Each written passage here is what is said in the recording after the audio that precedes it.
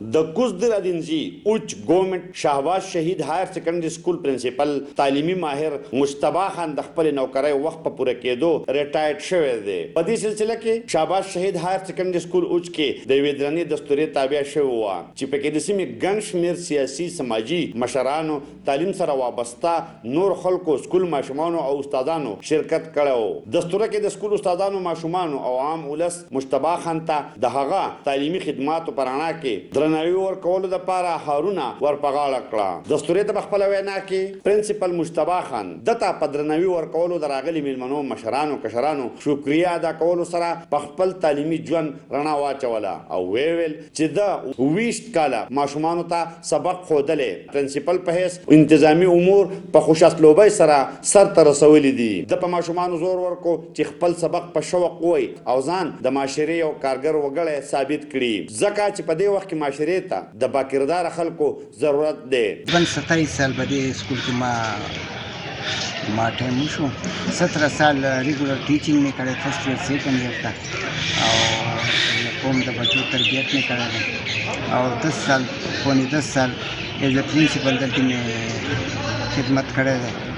زه ننني پروګرام باندې ډېر زیات خوشحاله یم مطمئن یم چې الحمدلله زموږ سټاف ډېر ښکلی انتظام کړی او سټوډنټس پکې ډېر بډ چرته حصه واخیستله او چې کوم بهر نه مېلمانه راغلي وو هغوی چې کوم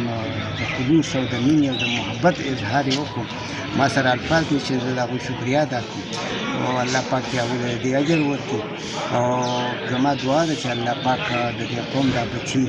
کامیاب و کامران کړي او زموږ دا کوم د تربیت دا سلسله چې دا روا ده وایي دغه شانتې او سټاف له الله پاک همت ورکړي چې همدغه شانتې قوم د بچو همدغه شانتې خدمت وکړي او زما خپل قوم د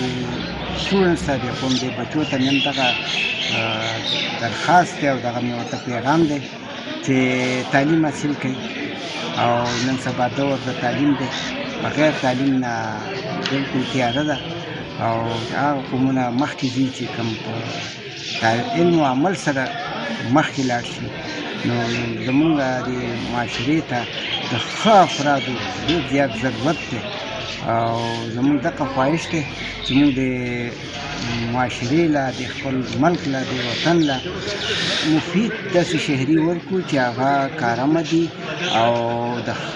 د خپل ولس او د خپل قوم په بهترین انداز سره. دستورې ته په خپله وینا کې د حلقه این ستنه د جماعت اسلامي نامزد امیدوار مولانا محمد اسماعیل او نور وینا کوونکو د مجتبی خان د تعلیمي کردار ستاینه وکړه او دته په درناوي ورکولو د ناستو خلکو شکریه ادا کړه. محمد اسرار، خیبر نیوز، چکدره، کوزدر.